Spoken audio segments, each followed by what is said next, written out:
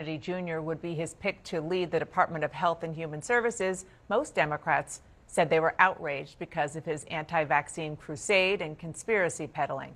But a few had a different take.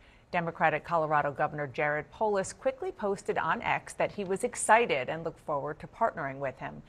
The condemnation from fellow Democrats was swift, and the governor quickly clarified that he didn't mean his praise to suggest he agrees with Kennedy on vaccines. And there he is, Polis, joining me now. Thank you so much for being here, sir. So since that initial statement in RFK Jr., you said that you and your family are vaccinated, and you will hold any HHS secretary to the same high standard of protecting and improving public health.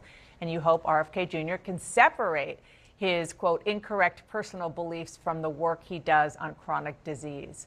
What makes you think he would do that? Well, look, like any American, I respect whatever decisions he personally makes. I think he said he's partially vaccinated or received some, but not all the vaccines. But what I think, I'm always was raised in a way where I try to look at the glass as half full. Last time Donald Trump was president, he appointed a pharmaceutical lobbyist in charge of that agency, Alex Azar. We were able to make no progress on prescription drug affordability, on improving health, on reducing chronic disease. These are things that RFK says he wants to do as HHS director, save people money on prescription drugs. Colorado has an application to import prescription drugs from Canada sitting at the desk of HHS. I'm hopeful he'll approve it. So I think it's important during the confirmation process to, of course, make sure that this is somebody who won't make his personal utterings and sayings into official policy, but will pursue policies on behalf of the American people. So I try to remain optimistic where I can. Well, I think your optimism is definitely to be applauded, but I want to go through, I know you know a lot of these things, but just for our audience, some of what Robert F. Kennedy Jr. has said and done. So public health experts across the board say one of his most dangerous positions is falsely claiming that vaccines cause autism. It's not true. Rigorous peer-reviewed studies, including some that analyzed more than 1 million children, have shown there's no link between autism and vaccines.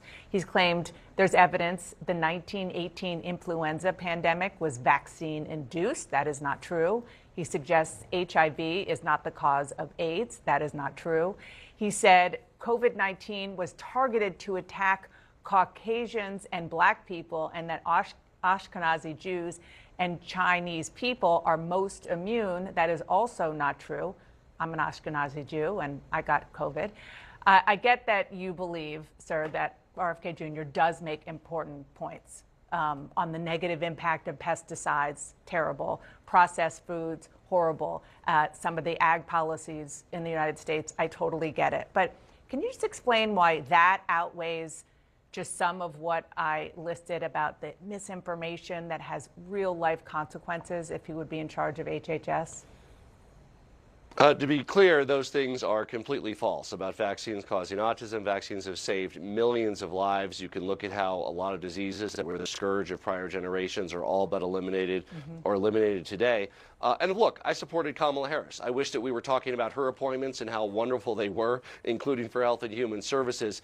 But should it be any surprise that when we have a president-elect who himself says false utterances as well, again, if that was disqualified, we wouldn't have this president-elect. So we have to find a way to, of course, rebut those things and say these are the facts, but also look for opportunities where we can. And if there's an opportunity to reduce harmful pesticide use with negative consequences on the ecosystem and our health, if there's a way to save people money on prescription drugs, if there's a way to improve nutrition, reducing consumption of processed foods and increasing health, I think we've got to find a way to work with anybody in the incoming administration.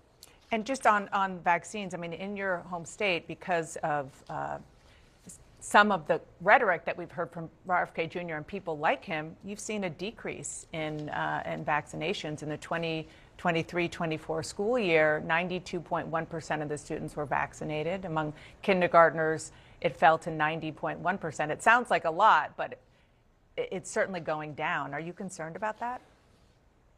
You know, our goal and what the science advises is we want to keep it north of 90% to establish kind of herd immunity, reducing transmission.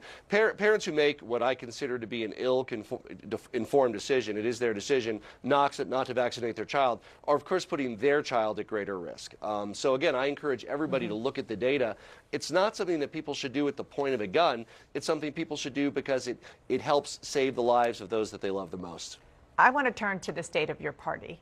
There's a new poll from Pew that found Democrats are less optimistic about your party's future than they've been at any point in the past 8 years. So how do you and other elected Democrats fix that? Well, some of that's natural because guess what? Democrats didn't win at the presidential election.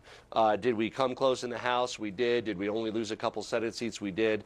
But look, I think it's a journey of self-discovery. Democrats are always asking ourselves the questions, what can we do better? What can we do wrong? Of course, that's natural for this period. Of course, we need to get past that and show a proactive agenda to save people money, reduce costs, make life easier and better for every American family, increase social and economic mobility by making training and apprenticeships more available. You know, we need to lay out that vision, but I think it's totally understandable that for a period of weeks or months, we're really deeply introspective and trying to figure out what the heck happened. What's sort of in a minute or less, the most important thing looking forward, going forward, that Democrats need to do to get that feeling about your party back up?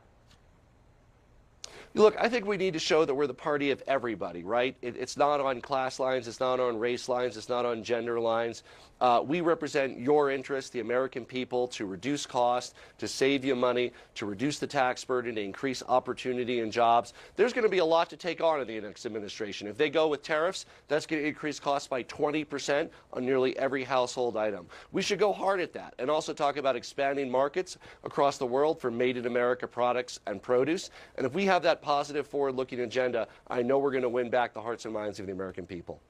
Governor Jared Polis, it's always good to talk to you. Please come back soon. Thank you so much. Thank you.